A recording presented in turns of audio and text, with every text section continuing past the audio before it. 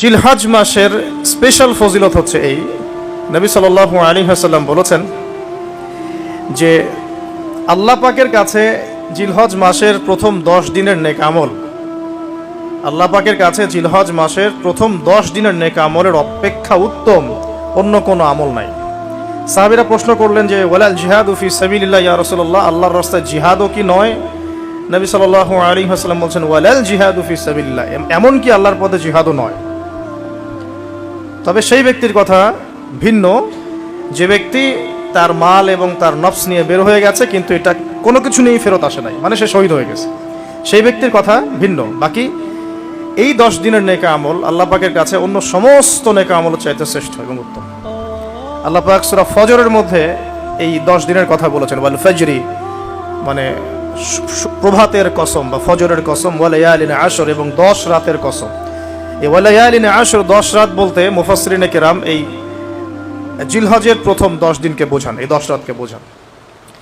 আবার সূরা ওয়াস সামাই যাতিল বুরুজ, আমরা সূরা বুরুজ পড়ি, ওয়াল ইয়াউমিল মাউউদ ওয়া শাহিদ ওয়া মাশহুদ, এখানে শাহিদ বলতে আরাফার দিনকে বোঝানো হয়, ওয়া মাশহুদ বলতে জুমার দিনকে বোঝানো হয়। তো এই আরাফার দিনও কিন্তু এই 10 দিনের মধ্যেই পড়ে গেছে।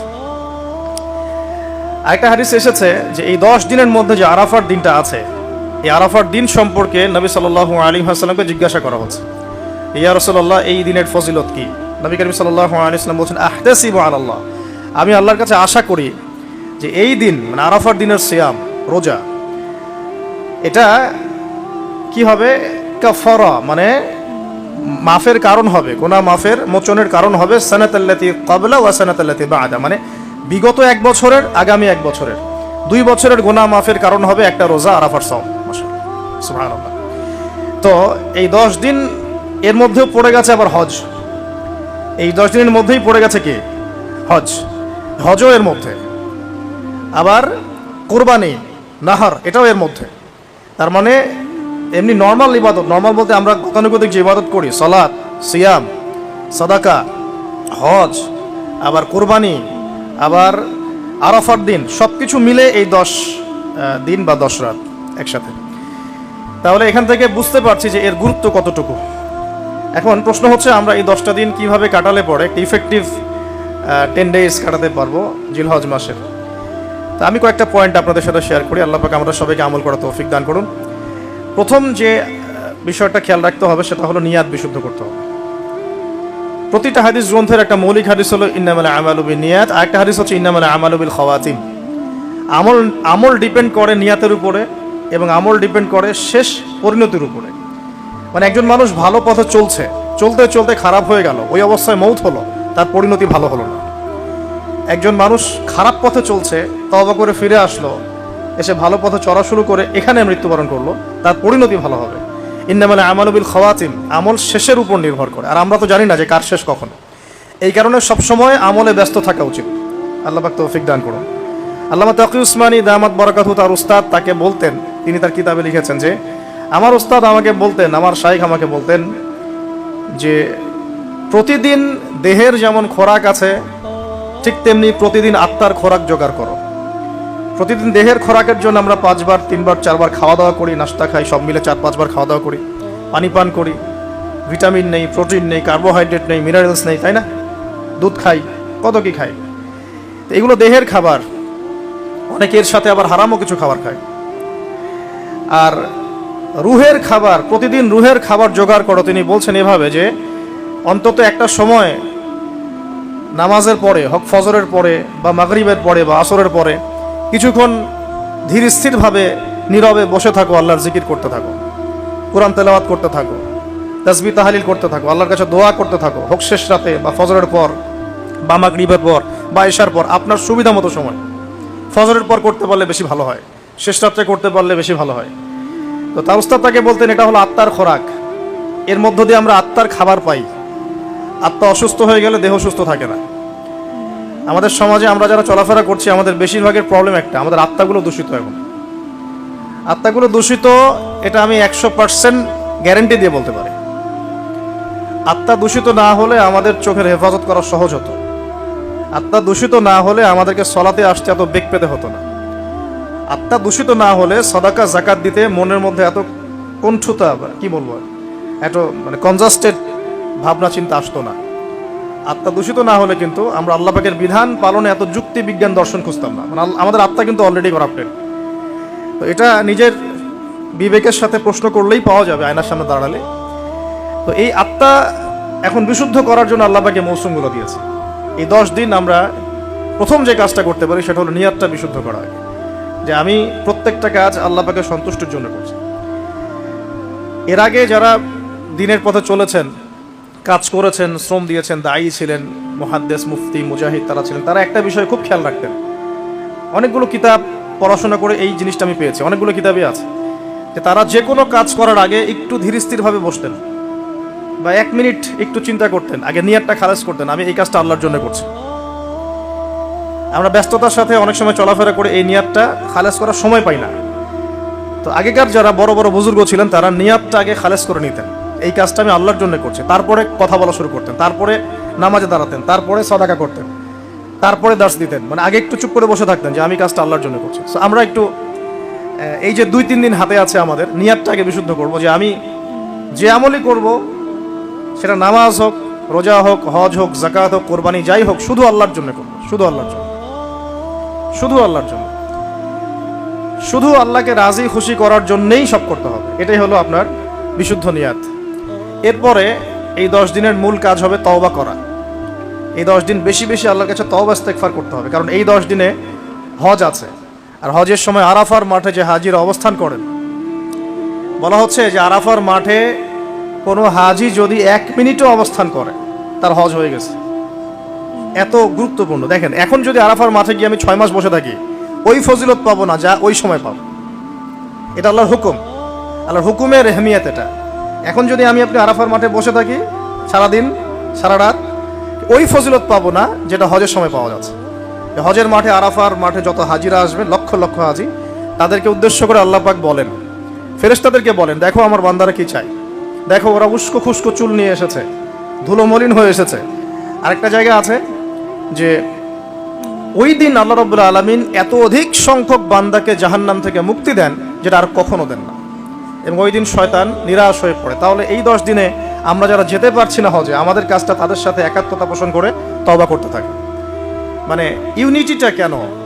যেমন ধরুন একটা হাদিস বলি যে আরাফার এই জিলহজ মাসের চাঁদ ওঠার আগেই যারা কুরবানি করতে সক্ষম, আমরা যারা কুরবানি করতে চাই, তাদেরকে নখ, চুল এগুলো কাটতে নিষেধ করা হয়, তাই না? চাঁদ উঠে গেলে নখ, চুল এগুলো কাটতে নিষেধ করা হয়, এর হাদিসেই আছে। আর এর আগে কেটে ফেলতে বলা হয়, যে নখটা আগে কেটে ফেলেন, চুলটা আগে কেটে ফেলেন, দাড়ি আবার কাটতে যায় না, নখ আর চুল। তাতে কি হবে, আমরাও একটা, ওই যে যারা আমরা মানে হজ করতে যেতে পারি নাই, তাদের সাথে আমাদের একটা একাত্মতা হলো। কিন্তু তারাও যেমন এগুলোকে স্যাক্রিফাইস করলেন, আমরা আমাদের জায়গা থেকে স্যাক্রিফাইস করলাম এবং এই নেকিটা পেলাম, একটা কুরবানি নেকি পেয়ে গেলাম ইনশাআল্লাহ।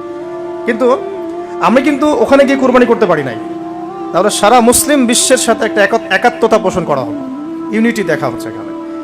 এই জিনিসটাই ওখানে তারা তওবা করেন, আমরা এই সারা এই 10টা দিন 10টা রাত তওবা ইস্তেগফার করতে থাকবো। আল্লাহ পাক তৌফিক দান করেন। কমপক্ষে দিনে 100 বার আস্তাগফিরুল্লাহ ওয়া আতুবু ইলাইহি, এটা বলা উচিত। এরপর একটা বললাম নিয়াত, এরপরে তওবা। এরপরের কাজটা হচ্ছে, বলে ফেলেছি অলরেডি, যে আমাদের চুল নখ যেগুলো আছে এই 2-3 দিনের মধ্যে কেটে ফেলবেন। আগামী সোমবারে কিন্তু শুরু হচ্ছে আমাদের, তাই না? আগামী সোমবারে প্রথম জিলহজ শুরু হচ্ছে। তাহলে যদি সওম রাখতে চান তাহলে রবিবার রাতে সাহারি খেতে হবে। তো চুল নখ এগুলো যা যা আছে অন্য জায়গার পশম, এগুলো উঠিয়ে ফেলতে হবে, কামিয়ে ফেলতে হবে। ইনশাআল্লাহ একটা কুরবানির নেকি পাওয়া যাবে ইনশাআল্লাহ, অল্প একটু আমল করবে।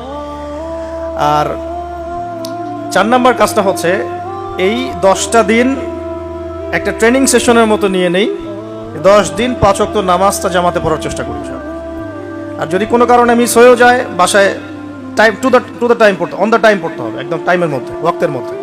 কোনো কারণে মিস হতে পারে, স্বাভাবিক, মানুষ বিভিন্ন সফরে থাকতে পারেন, প্রতিবন্ধকতা থাকতে পারে, কিন্তু বাসায় পড়লেও ওয়াক্ত মতো পড়ে ফেলতে হবে।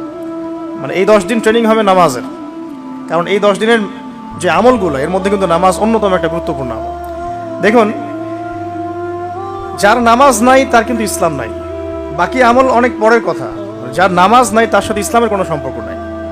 মান তারাকা সালাতান মুতাআম্মিদান ফাকাদ কাফার, কেউ যদি ইচ্ছাকৃতভাবে তার উপর অর্পিত ফরজ নামাজকে ছেড়ে দেয় সে কাফের হয়ে গেল। এটাই সবচেয়ে স্ট্রং ফতোয়া, সবচেয়ে মানে সহজ এবং নরম ফতোয়া দিয়েছেন ইমামে আজম আবু হানিফা রাহিমাহুল্লাহ। তার ফতোয়া সবচেয়ে নরম, বাকিদের আরও অনেক কঠিন। তিনি বলেছেন যে তাকে 3 দিন বা 7 দিন জেলখানায় বন্দি করে রাখতে হবে, যতক্ষণ পর্যন্ত না সে তওবা করে ততক্ষণ জেলখানায় থাকবে। তাকে প্রথমে 3 দিন 7 দিন সময় দিবে তওবা করে ফিরে আসে কিনা। তওবা করে ফিরে না আসলে ওকে ওখানে রেখে দিবে, তওবা করে ফিরে আসলে ছেড়ে দাও। নরম ফতোয়া না এটা। অন্য ইমামদের ফতোয়া হচ্ছে ফাকাদ কাফার, সে ব্যক্তি কুফরি করেছে। এখন 10 দিনের অনেক আমলের কথা আমরা বলবো হয়তো বা সামনে, কিন্তু মূল আমলটা কি ভাই? নিয়াত বিশুদ্ধ করে তওবা করতে থাকা, নামাজটা শক্ত করে ধরা। আল্লাহ পাক সবাইকে নামাজ ধরার তৌফিক দান করুন। এবং ফরজ নামাজের সাথে 17 রাকাত ফরজ নামাজের সাথে বেতর পড়বেন 3 রাকাত। আর চেষ্টা করবেন যে 12 রাকাত এক্সট্রা নামাজ পড়ার জন্য। 12 রাকাত এক্সট্রা নামাজ মানে ফজরের আগে 2, জোহরের আগে 4 এবং পরে 2, মাগরিবের পরে 2, এশার পরে 2। এই যে 12, এটা যে ব্যক্তি পড়বে তার জন্য জান্নাতে একটা করে ঘর তৈরি করা হয়। তো এই আমলের মৌসুমটা কাজে লাগাই। এর প্রত্যেকটা দিন প্রত্যেকটা রাত কিন্তু গুরুত্বপূর্ণ। তো নামাজটা আমরা খুব ভালো করে ধরার চেষ্টা করবো এবং 12 রাকাত এক্সট্রা নামাজ পড়ার চেষ্টা করবো ইনশাআল্লাহ। আল্লাহ পাক তৌফিক দান করুন। আর যদি রাত্রে জাগতে পারি আরও ভালো হয়। ফজরের আগে যদি 1 ঘন্টা জাগতে পারি, ওই যে আমরা যেমন লাইলাতুল কদরে তালাশ করার জন্য জাগতাম, শেষ দশকে দেখা করতাম, সেভাবে শেষ রাতে ওঠার চেষ্টা করি। আল্লাহ পাক আমাদের সবাইকে তৌফিক দান করুন, আমিন। এবং এই সময় বেশি বেশি দোয়া করা উচিত, বেশি বেশি জিকির করা উচিত, তাসবিহ তাহলিল করা উচিত এবং বেশি বেশি সলাতের সেজদায় আল্লাহর কাছে নিজের চাওয়াগুলো পেশ করা উচিত। আর এরপরে আমরা যে কাজটা করব এই 10 দিনে, সেটা হলো সওম রাখা, গুরুত্বপূর্ণ কাজ, রোজা রাখা। আমরা চেষ্টা করব 10টা রোজা রাখার জন্য। যদি না পারি অন্তত পক্ষে আরাফার সওম কবে, এটা নিয়ে একটা বিতর্ক সামনে আসছে আহলুল ফেসবুক ওয়াল জামায়াতের মধ্য দিয়ে। ঠিক আছে, 10 তারিখে রাখবেন না 9 তারিখে রাখবেন, এটা নিয়ে একটা বাহাস আবার সামনে আসবে। তা আমি আমার পক্ষ থেকে আপনাদেরকে একটা সলিউশন দেই যে আরাফার সওম 9 তারিখ। ঠিক আছে, আরাফার মাঠে যেদিন হাজিরা থাকবেন, অনেক কনফিউশন দেখতে পারেন, আপনি 2 দিনই রেখে দিবেন, ঝামেলা শেষ। কোনো সমস্যা, একটা রোজা রাখলে কি এমন হবে? আরও ভালো। আমরা তো ইয়াং, আমরা রাখতে পারবো ইনশাল্লাহ, না খেয়েও রাখতে পারবো ইনশাল্লাহ। পানি যদি নাও খেতে পারেন, 1 ঢোক পানি খেয়েছেন সাহারিতে, ওটা দিয়ে রোজা রাখা যাবে না ইনশাল্লাহ? তো আমরা পারবো। আমাদের মনের মধ্যে শয়তান কিছু দুর্বলতা সৃষ্টি করে, আল্লাহর পথে বেরিয়ে গেলেই দেখবেন শক্তি আল্লাহর পক্ষ থেকে আসছে। অনেক সময় অলসতা আসতে পারে যে মনে হয় পারছি না, মনে হয় পারবো না, এইটা যখন নেমে যাবেন দেখবেন পারছেন ইনশাআল্লাহ। তো আমরা সহজ সমাধানে যাই, 2টা রোজাই রাখবো ইনশাআল্লাহ। ঠিক আছে, কি হবে তাহলে? আগের 1 বছর, পরের 1 বছর, 2 বছরের গুনাহ মাফ হবে ইনশাআল্লাহ।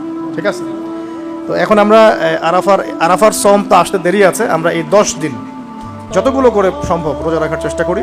যেহেতু সোমবারেই শুরু হচ্ছে, সোমবার আবার রোজা রাখা কি সুন্নাহ। সোমবার একটা রাখতে পারি, আবার বৃহস্পতিবার একটা রাখতে পারি, 2টা হয়ে গেল। আবার আরাফার 2টা রাখতে পারি, 4টা হয়ে গেল। অন্তত 4টা 5টা রাখার চেষ্টা করি। আর যারা পারবেন 10টাই রাখার চেষ্টা করেন। আল্লাহ পাক তৌফিক দান করুন, আমিন।